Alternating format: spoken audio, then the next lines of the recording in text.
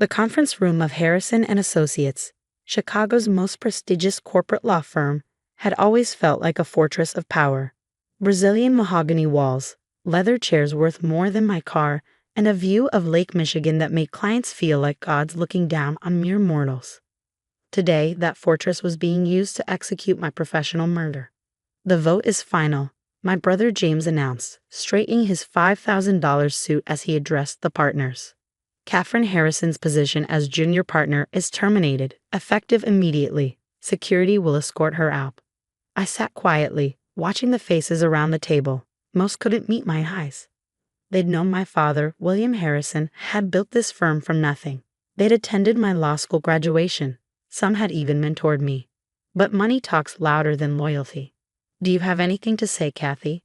James's smile was pure venom. He'd been waiting for this moment since Dad died 6 months ago. I stood slowly, smoothing my much more modest suit. "Just one question.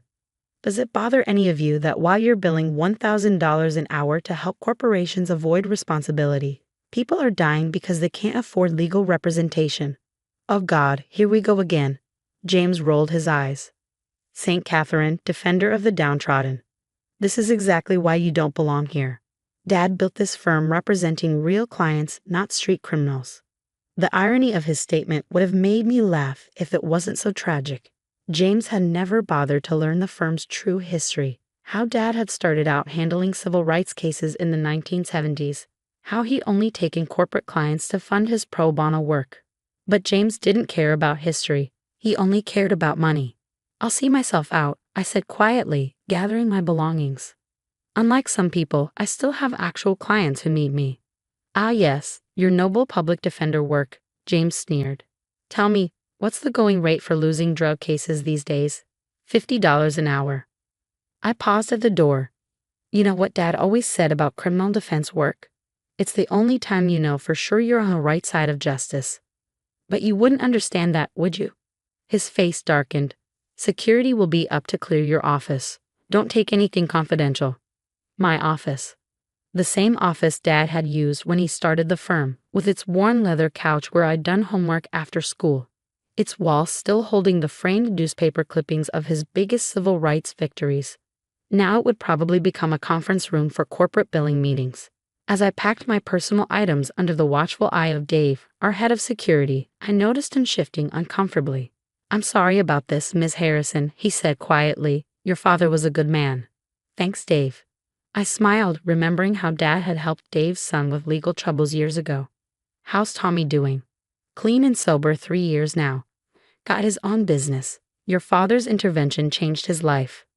I nodded, running my fingers along Dad's old desk. The massive piece of furniture had been here since the firm's founding. James had wanted to replace it with something more modern, but Dad had refused. "Some things have value beyond their appearance," he'd said, tapping the solid wood. "This desk has secrets even you don't know about, Katie." I thought he was being metaphorical. But now, looking at the ancient piece of furniture, something clicked. Dad had always been methodical, paranoid even, about keeping records. Every case, every client, every detail meticulously documented and stored. But after his death, James had claimed many of the old files were lost or irrelevant. "Too convenient." "Dave," I said carefully, "could you give me a moment? Personal items only, I promise." He hesitated, then nodded and stepped outside. The second the door closed, I dropped to my knees and ran my hands along the desk's underside. There, a slight irregularity in the wood. I pressed and a small panel clicked open. Inside was a key and a handwritten note in Dad's distinctive scrawl. "Katie, if you're reading this, things have gone wrong. Storage Unit 247. Lakeshore Security. The truth about everything. Love, Dad." My hands trembled as I pocketed the key. Just then, James burst in. "Time's up," he announced. "And don't even think about taking client files. Everything belongs to the firm." I stood shouldering my box of belongings. "Don't worry, James. I'm not interested in your precious corporate secrets." But as I walked out of Harrison and Associates for the last time, my mind was racing. Dad had known something like this might happen. He'd left me a breadcrumb trail. And James had just made a crucial mistake. See, while my brother had spent the last 10 years schmoozing with corporate clients and inflating billable hours, I'd been in the trenches, first as a public defender, then handling pro bono cases on the side even after joining the firm. I knew how to investigate, how to build a case from scraps of evidence, how to fight when everything was stacked against me. Most importantly, I knew our father. William Harrison didn't just keep records, he kept insurance. And if he felt the need to hide files in a secret storage unit, they contained something explosive, something worth protecting, something worth hiding from his own son. My phone buzzed. A text from Maria Chen, my best friend since law school and now a prosecutor in the DA's office. Heard what happened. Want me to look into anything? I smiled, thinking of the storage unit key burning a hole in my pocket. Actually, yes. How much do you know about Olympus Capital? Olympus was our biggest client, a hedge fund that controlled billions in investments. James had personally handled their account for the last 5 years, bragging about the astronomical fees they paid. But I remembered Dad's face whenever Olympus came up. The way he'd get quiet, thoughtful, like he was carrying a weight he couldn't talk about. I'll check, Maria replied. But be careful. Those people play rough. I hailed a cab, directing it toward Lakeshore Security. My public defender salary wouldn't cover fancy lunches anymore, but it would keep me alive while I investigated. Because that's what Dad had taught me. Justice isn't about marble offices and expensive suits. It's about truth, about doing what's right, no matter the cost. James thought he'd won, thought he could erase Dad's real legacy and turn Harrison and Associates into just another soulless corporate machine. He was about to learn how wrong he was. The cab pulled up to Lakeshore Security's gates. Inside that storage unit, Dad had left something important, something that could change everything. And I was going to find it. Storage Unit 247 looked ordinary enough. Just another anonymous metal door in a long hallway of identical units. But my hands trembled as I turned Dad's key in the lock. Inside was a time capsule of justice. Floor-to-ceiling filing cabinets lined the walls, each drawer meticulously labeled. Civil rights cases 1975 to 1980. Pro bono files 1981 to 1990. Corporate investigations. The history of Harrison and Associates preserved exactly as Dad had built it. But it was the locked file cabinet marked Olympus that caught my eye. The key from Dad's desk worked here too. Inside, I found something extraordinary. 15 years of secret investigation into Olympus Capital. Bank records, witness statements, internal memos, evidence of massive financial fraud, money laundering, even connections to organized crime. Dad had been building a case against our biggest client. My phone buzzed. Maria calling from the DA's office. Kat, you need to hear this, she said without preamble. We've been investigating Olympus Capital for months. They're running a massive Ponzi scheme, but we can't prove it without internal documents. The kind of documents a law firm might have. I'm looking at them right now, I said quietly, flipping through the files. Dad knew. He'd been gathering evidence for years. That's why they killed him. The words hit me like a physical blow. What? Your father's heart attack 6 months ago.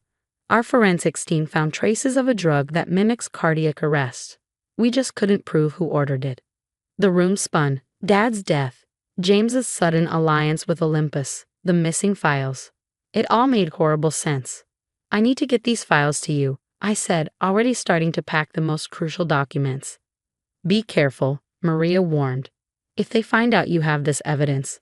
But I was already moving. Years of public defender work had taught me how to handle sensitive evidence. Within an hour, the key files were safely in Maria's hands, copies were secured with 3 different lawyers, and digital scans were uploaded to encrypted servers. Then I did something really dangerous. I called a press conference. This is a joke, James sputtered the next morning, storming into the conference room at the Four Seasons where I'd set up. You have no authority to speak about firm business. Actually, I smiled.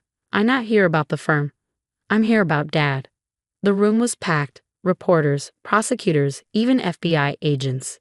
James's face went white as he saw Maria sitting in the front row, surrounded by serious-looking federal agents. Ladies and gentlemen, I began 15 years ago. My father discovered something disturbing about one of his clients. Today, I'm going to share what he found. But first, I want to tell you about William Harrison's real legacy. For the next hour, I laid it all out. The evidence Dad had gathered, the fraud he'd uncovered, the way Olympus Capital had stolen billions from pensioners and small investors, and finally, the truth about his death. James tried to interrupt, tried to claim I was bitter about being fired, tried to discredit me as a failed public defender, but the evidence was overwhelming. By that afternoon, FBI agents were raiding Olympus Capital's offices. By evening, their CEO was in custody, and by nightfall, James himself was being led out of Harrison and Associates in handcuffs. "You knew," I said quietly as they led him past me. "You knew what they did to Dad. He was going to ruin everything." James spat. "The firm, our reputation, our future. Olympus promised to make us the biggest firm in Chicago." "Dad built this firm to help people," I replied, "something you never understood." The aftermath was both swift and far-reaching. Olympus Capital's collapse made headlines for weeks. Thousands of defrauded investors would finally get justice, and Harrison and Associates faced a crisis of leadership. That's when the old guard stepped in. "The partners have voted," Margaret Chen, our oldest senior partner, announced at an emergency meeting. "In light of recent events, we're returning to the firm's original mission, and we need leadership that understands that mission." She smiled at me.